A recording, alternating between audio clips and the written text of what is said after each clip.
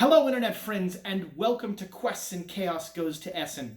I'm super excited. I'm here in the Hotel Dominican in Brussels, Belgium, having eaten way too much delicious food on my way to Essen. And today I'm going to give you a preview of the top 10 games in the Tabletop Together tool. So the Tabletop Together tool, the website's tabletoptogether.com.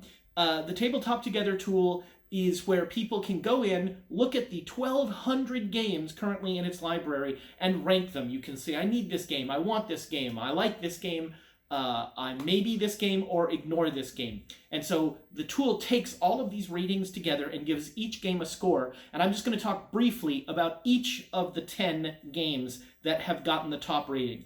The first one is one we talked a little bit about in my preview. It's Maracaibo. Maracaibo is by Alexander Pfister, who is a great designer, done a bunch of amazing games, and has another game on this list coming up soon.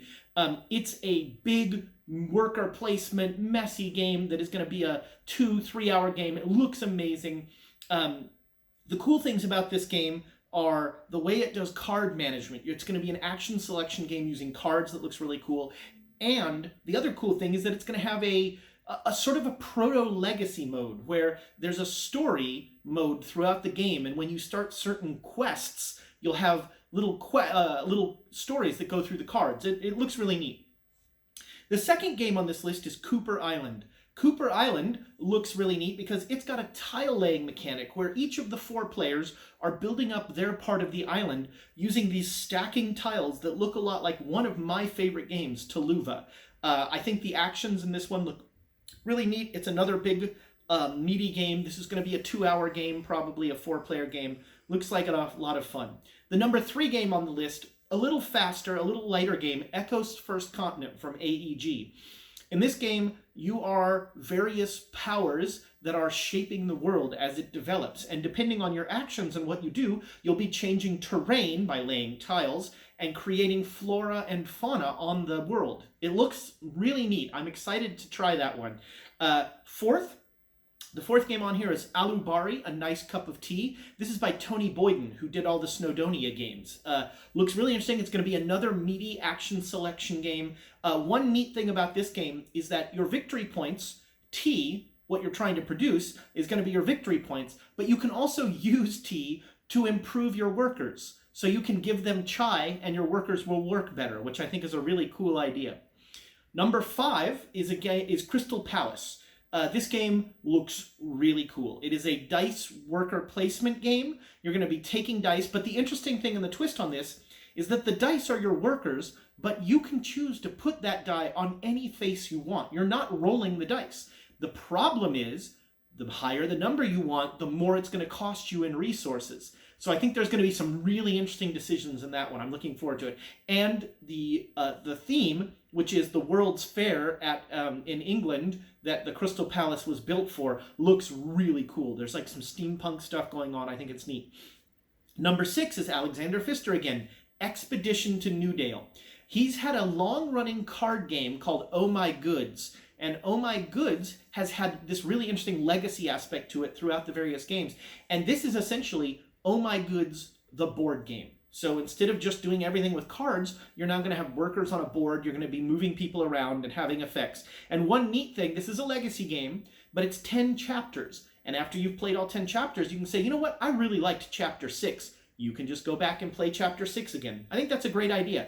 Finding ways to add replayability to legacy games is something that is starting to get more and more into people's heads, and I think is going to be interesting. Number 7 is going to be fun to pronounce. Stay with me here. Trismegistus, the ultimate formula. I made Rachel smile with that one.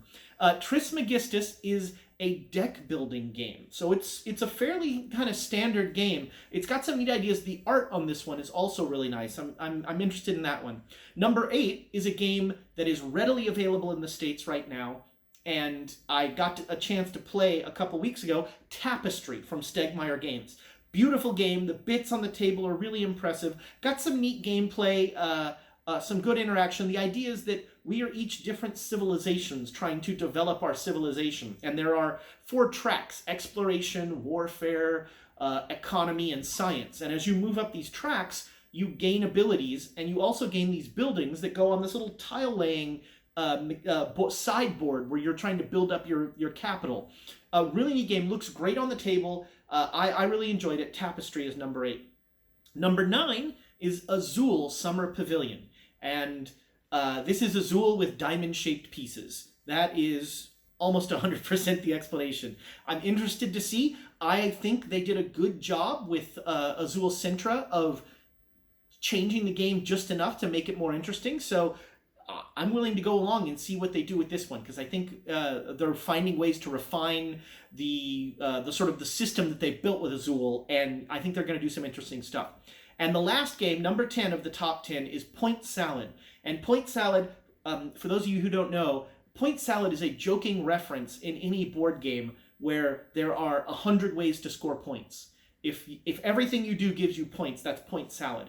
And so Point Salad is a joking reference to that, and literally everything you do in this game gives you victory points. So it's sort of a pun, sort of a game. I haven't played it yet. I'm not sure. You know, I like a little theme, and this seems pretty theme light, but who knows? Could be cute. So those are the top 10 games rated by all the people who've gone through this tool. I'll tell you, since I have a few minutes left, that on Maracaibo, Cooper Island, Crystal Palace, and Expedition to Newdale are the 4 that I'm really interested in, and may or may not have already pre-ordered and spent way too much money. So I will be doing a series of videos at Essen. I'll be going through each day what I picked up that day at the fair, what I saw. I'm going to be doing some recording at the fair, hopefully get some interviews with folks and give you a sense of the insanity that is Essen. I think it's going to be a great time. So I hope you'll come along and watch these videos and share the fun with me. I wish you were here because, man, are Belgian waffles great. Thanks, everybody. Bye.